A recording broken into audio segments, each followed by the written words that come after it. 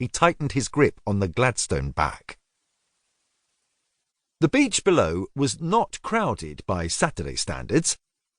There were sufficient customers to keep the boatmen and bathing machine attendants busy, but the real shoulder-to-shoulder occupation of the Pebbles was over for 1882. Those remaining were middle-class families for the most part, seated placidly at decent distances from each other, enjoying the air and avoiding the sun under large hats and parasols. A few stone-throwers played ducks and drakes at the water's edge. The summer spectacle of lines of Cockney paddlers, boots suspended from their necks, was over. Anyone venturing into the water now came from a corporation machine properly attired in a striped costume. Moscrop joined the general movement in the direction of the West Pier. In his check suit and bowler, he was soon inconspicuous, one of a long parade of freshly arrived visitors taking that first bracing turn along the prom. The tempo was leisurely, dictated by bath chairs. The conversation loud and entirely taken up with a social roll call.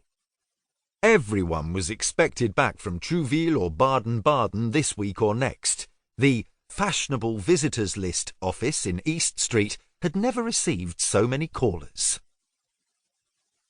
He looked about him among the nodding parasols. Really, those resonant accents were deceiving.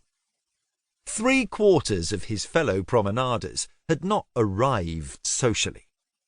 They strolled determinedly among the elite, scanning the faces approaching from the Hove direction in hopes of someone recognizing them.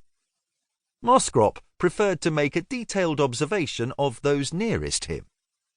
Odd how satisfying it was to spot a slightly faded blazer or a fraying hem. Oh, he was no fashion plate himself, but he had no pretensions of being one. He had a more original reason for taking a promenade. In recent years, he had made a small pastime of mingling with crowds. Often he left his shop in London's Oxford Street and shambled along the pavement with the throng as far as Marble Arch for the pleasure it gave him. At weekends he liked to visit the Crystal Palace, not to watch fireworks, but to stand among thousands. He thought of Waterloo Station as his club, quite the most congenial place in London. Morning and evening, when the activity there was at its height, he was invariably seated below the clock reading the Times. His looks were ideally suited to his hobby. His features were undistinguished in every way. You could not possibly spot him in a crowd. But his face was adaptable to each vagary of fashion. When half London went in for luxuriant Dundreary whiskers, Albert Moscrop's growth conformed exactly to the ideal. And when, in the 70s, the clean-shaven face framed under a central parting became high ton, his physiognomy was equal to it. He passed 2 days at work before anyone noticed the change. Now, behind the blonde moustache and with side whiskers scrupulously trimmed level with each earlobe, he was all that a man in his 40s was required to be. Perhaps he tended to stoop a little when relaxed, but it happened too rarely to be a threat. He was constantly on guard against idiosyncrasies. There was excitement ahead. Even a few nicely modulated squeals of terror. Knowledgeable promenaders explained to their escorts that the gunshots they could hear came from a rifle and pistol saloon under the West Pier. Thrills unbounded. Treading the planks of a pier was hair-raising enough, without guns discharging underneath. Moscrop savoured the polite hysteria around him like chalybeate water.